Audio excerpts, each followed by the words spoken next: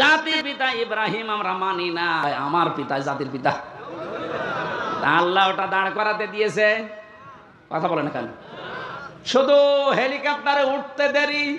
আমি তো 1:30টার সময় ছাদের উপরে থেকে দেখছিলাম, একজন আমারে বলছে কিছুক্ষণ পরে সেনাবাহিনী বসেছে, ঘোষণা আসবে।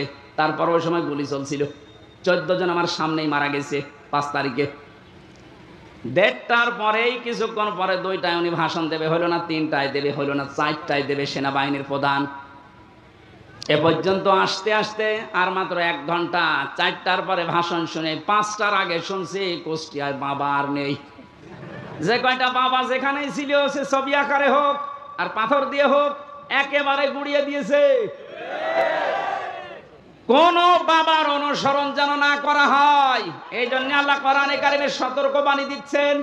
এ সতর্ক যারা মানে নাই, কত কিছু নষ্ট করলেন বলেন। আপনার বিবেকের কাছে কি হয়েছে? এত কোটি কোটি টাকা খরচ করে আপনি এটা করলেন, স্থায়ী তো হইল না। ঘন্টা ব্যাপী সময় লাগে না, যে যেটা দিয়ে পেরেছে ভেঙেছে। অনেকে ভাঙতে না পারলে পোশাক করেছে। আমি কাবা শরীফে যখন তাওয়াফ করছিলাম, ওপরে ওঠার পরে আমার পেটে হঠাৎ ব্যথা। এক পুলিশকে জিজ্ঞাসা করলাম, ভাই এতক্ষণ তো ভালোই ছিলাম, 7 চক্কর দিলাম, কিছু হইল না, এ কোন জায়গায় আসলাম, পেটে ব্যথা করছে। পুলিশ আমারে বলছে, ইয়া হাজি ওর হজ্জা তাই না বিলাদুকা। ও হাজিবা দেশ কোথায়? যে তুমি বাংলাদেশ। বাংলাদেশ থেকে এসেছি। ওনার ভাষা দিয়ে আমারে বলছে, আপনি জানেন না এটা কোন জায়গা? না তো। আবু জাহেলের বাড়ি। আপনি এখনো পায়খানা না করে দাঁড়িয়ে আছেন, তাড়াতাড়ি করেন। সত্যি কথা বলছি, পায়খানা করে দেখে আমার পেটের ব্যথা ভালো হয়ে গেছে। আল্লাহ আমাকে যেন জানাতে চাচ্ছিল, হামজা ওই সময় 3.5 লাখ টাকা লাগবে 16 সালে। এত টাকা খরচ করে আসলে আরো শয়তানের মুখে পায়খানা না করে চলে যাবা। তাড়াতাড়ি করো। পেটের ব্যথা দিয়েছিল কে?